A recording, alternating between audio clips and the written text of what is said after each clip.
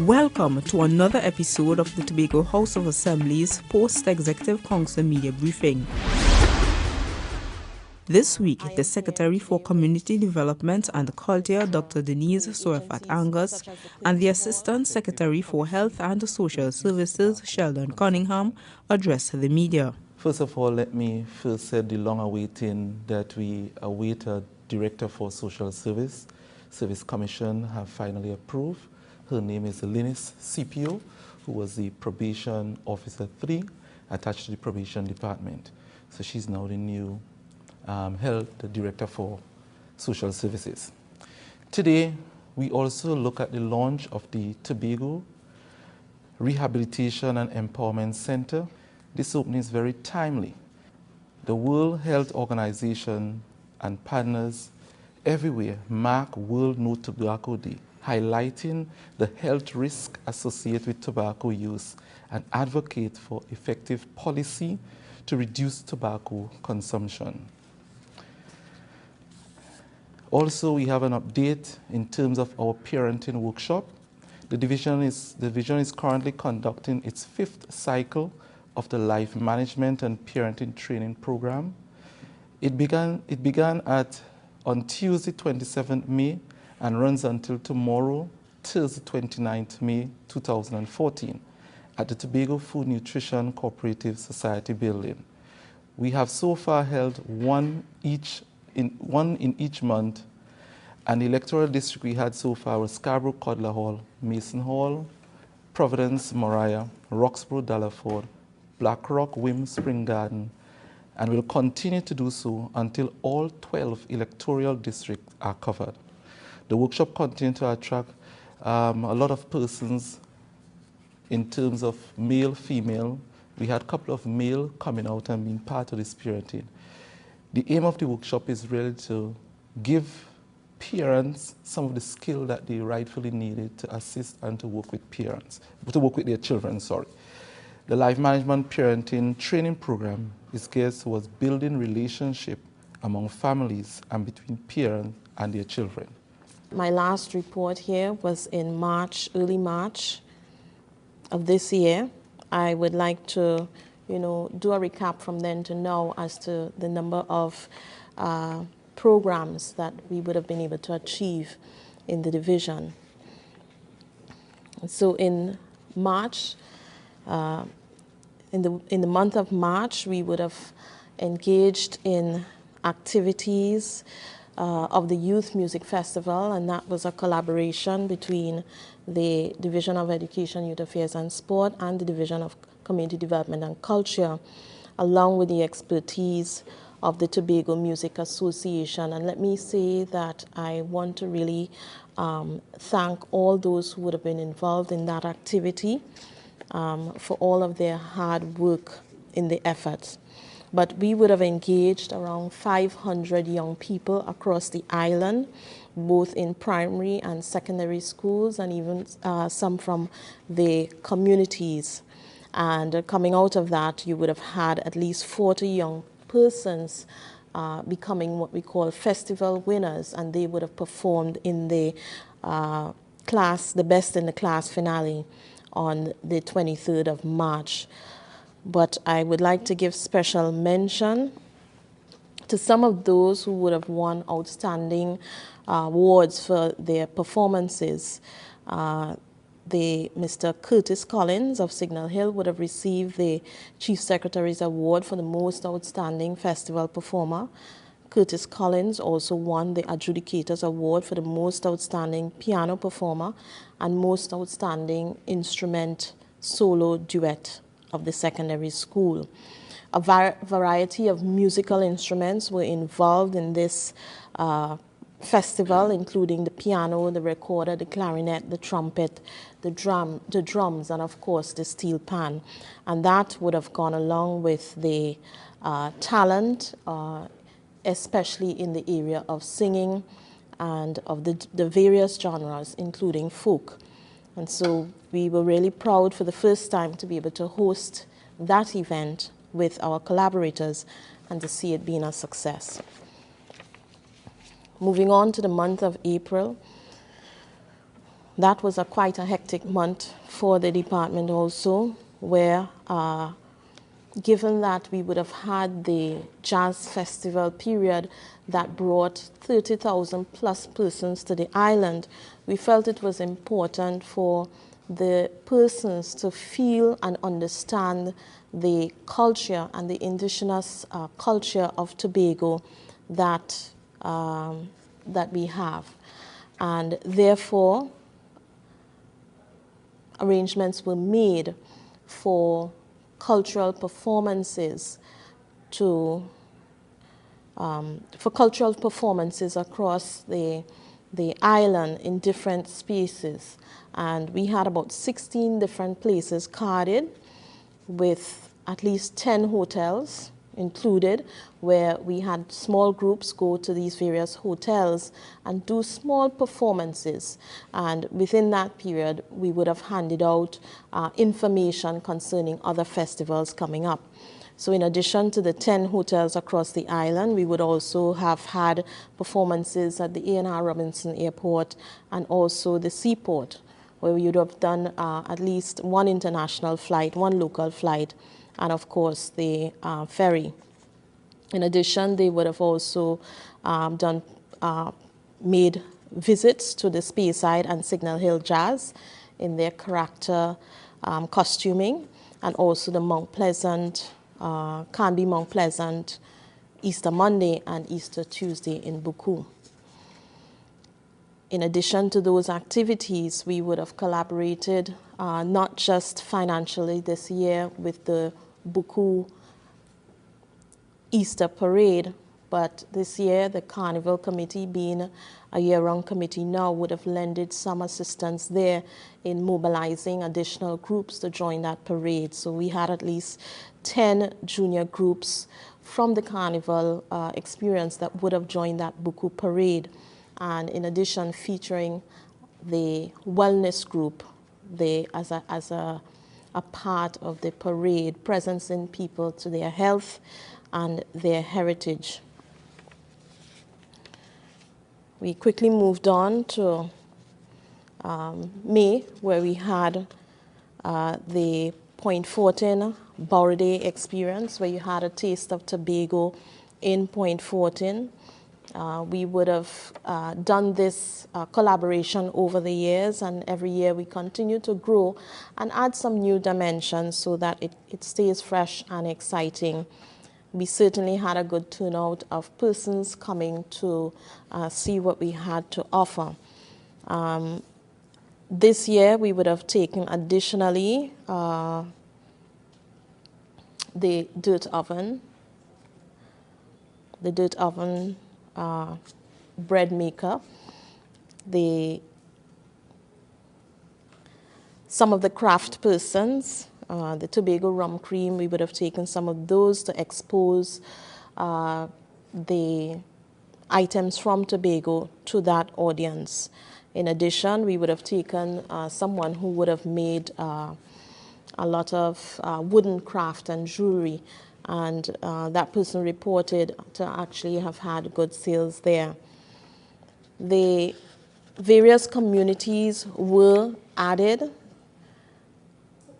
from last year in terms of, making sure that different persons get exposure, that we don't continue to take the same groups every time. And this year, representing villages were Mason Hall Village Folk Performers, the Charlottesville Tambu Bamboo, Lekato Folk Performance, the Mount Lane Folk Performers, the Mariah Old Time Wedding, and the Plymouth Village Council. You had other groups represented, such as the Culture Club Ensemble, Bago House of Culture Stars, Flaming Fire Limbo, and the Plymouth Police Youth Club. And additionally, Hollis Joseph, a.k.a. Honey Juice, as the community acrobat. We also got confectionaries from Pembroke and Golden Lane. And of course, we would have mentioned the dirt oven already.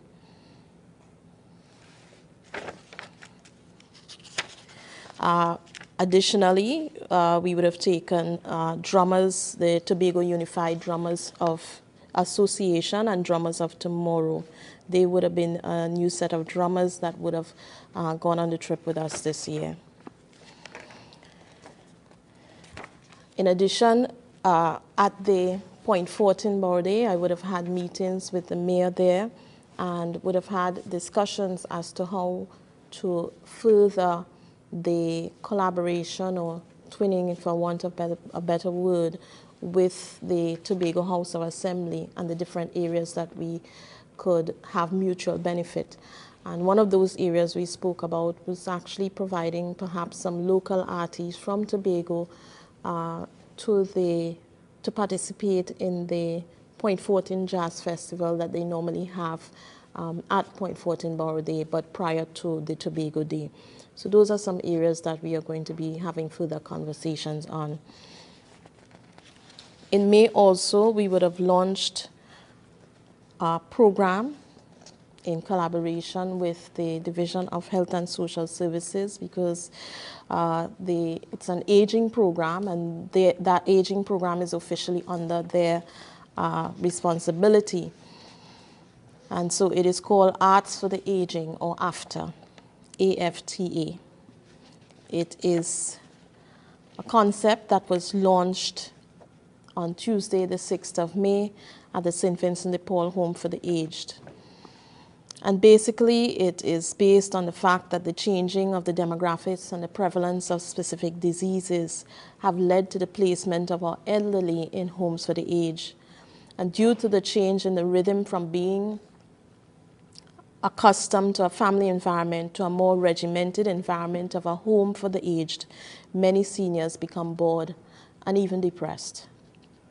This can contribute to the lack of their will to live and to shorten the lifespan of the elderly individuals, and certainly their mobility and quality of life. As a result, the Arts for Aging is vital, as it is geared at the revitalizing the spark of the elderly. Through this initiative, senior citizens experience drumming, dance, music, drama, and painting using arts therapy. These are used as a vehicle to promote socialization and reignite memories, and serve as a powerful, innovative approach to engaging our elders in a creative, healthy, and healing process of self-expression.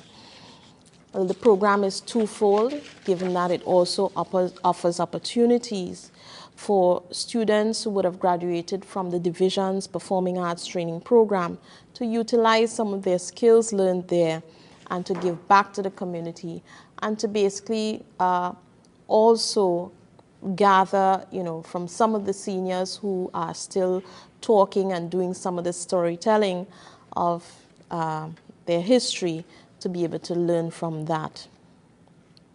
We will be targeting at least 2 homes per year for duration of, in the initial event, 3 months, and an evaluation would take place to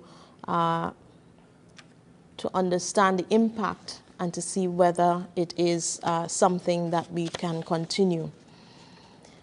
However, I have had recent reports that the program has been having a good impact, where some of the elderly who really did not have any emotions before, they're actually smiling, some are clapping hands and tapping their feet. Those who have more introverted tendencies have begun to sing and dance spontaneously to the folk and religious songs that are usually played. Others who tended to stay in their rooms during the day are drawn out by the sound of the drums. Hidden talents are being revealed when one resident, who is quite frail and walks with a walker, began to play the shak shak for the whole hour during the drum session. And therefore, we can see really it is really about revitalizing that spark and giving them some measure of quality of life while they continue to live. Just because they're in an elderly home don't mean that they should be forgotten, and certainly we can bring some joy to them.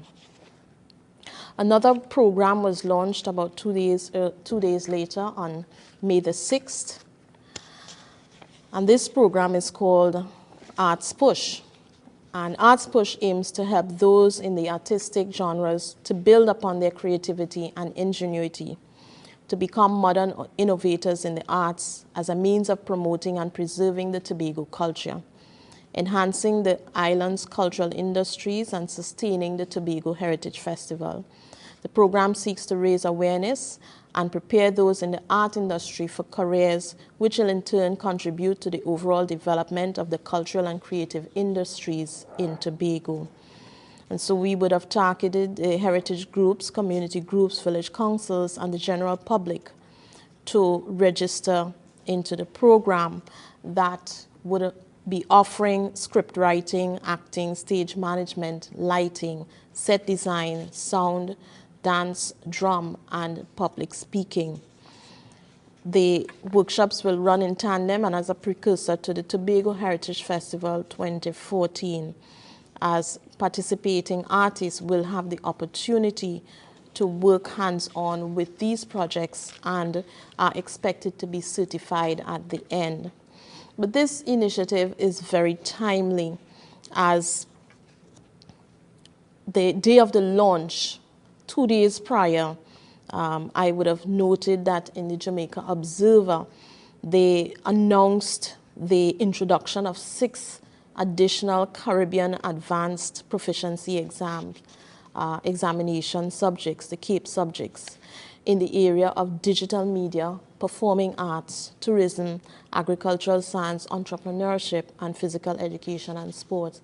And therefore, we in the division take it very seriously that we have a responsibility to ensure that we provide programs that can support our students out there to excel in the arts if that is an area that they choose to pursue. The Arts Push program includes also the elements of folk drumming and the tambu bamboo, and those would have been 2 segments that would have just been completed. But in addition, the program is in collaboration with the Queen's Hall, the agencies such as the Queen's Hall, and the international acclaimed writer Adri Zina Mandiela. And so we would be expecting that the persons from Queen's Hall would be coming up to assist us in the areas of stage management, the theatrical lighting, the audio, and front of house management. So far, we have had, like I said, close to 150 persons enrolling, about 16 in script writing, 19 in directing, 22 in acting, 50 in stage management, 27 in lighting, 17 in sound, 20 in set design, 20 in front of house management, 27 in public speaking, 40 in the drumming and tambu bamboo, and 30 in dance. Now, the areas I would have called out before in the script writing, and some of these areas that Queen's Hall will be assisting us with, are new programs that we are introducing to the marketplace. And so we are urging all persons out there it is not too late to call and register to get involved. So please, the opportunities are there, and we are urging all of them to get involved. In the middle of May to the end of May, as usual, we would have assisted the Trinidad and Tobago Police Band Tour. This is a collaboration between the Trinidad and Tobago Police Band and the Tobago House of Assembly through the Division of Community Development and Culture, where we would normally assist them in the accommodation and meals, and ensuring that the community tours are scheduled and the facilities are in place for a successful event. I am told this year that in my absence that they would have had a successful tour throughout the communities. They would have visited 11 communities around the island, beginning at the Buku Integrated Facility and ending at the Scarborough Esplanade as they normally do. And so this is a program that we consider brings the community and the police service together, forms that bridge, such that persons, in a way know that the police, they're actually people like ourselves, and they also have other talents that they can share. Hopefully it has inspired some young persons to enter the police force and to be part of the protective service, and not just protective service, but those who can entertain also.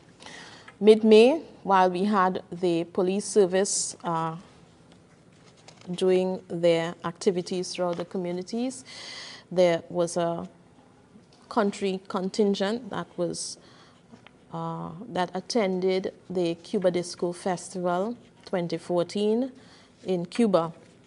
And the Division of Community Development and Culture would have taken a group of about 27 persons to Cuba. And this would have been in addition to the Trinidad persons who would have joined us there at that time. The Minister of Community Development was there, along with myself, representing the Tobago House of Assembly. And we had a very intense tour of the country in addition to the activities. At Cuba Disco 2014, Trinidad and Tobago was chosen as the country to be honored at that space. And therefore that meant presentation of papers, and the Tobago House of Assembly would have presented a paper through Miss Glenda Rose Lane on Africa in Our Veins, and that was very well accepted. In addition to that, the country would have had an evening where we would have been expected to have performances, and that was very well done and coordinated. And we had presentations from both the Tobago House of Assembly and from the Trinidad leg, and we would have had a very good performance there, and of course very well accepted also. What was different this time in terms of the contingent traveling was the fact that we attempted to include persons who would not have had an opportunity to travel in the past with us, to begin including new persons onto the team in terms of traveling. And so some of the new people who would have traveled this year would have been Ricardo Seals, the saxophonist, and O.J. Richards, another panist, Richard Parisian, a singer, Hollis Joseph, Honey Juice, an acrobat. We also had additional drummers, Mr. Courtney Potts and Mr. Gardner. However, Mr. Potts was unable to travel towards the end. We had a couple of new dancers, Cadelia Gordon, unfortunately she wasn't able to travel, Zari, and I forgot his last name, but we had a couple new dancers on the trip. And therefore that is an area that we will continue to attempt to give new persons an opportunity to travel, and it is always about mixing the experienced with the new, and therefore you strengthening the social capital that we have in place and building, resilience of the culture. On that tour, we were able to visit areas such as the historic city of Havana.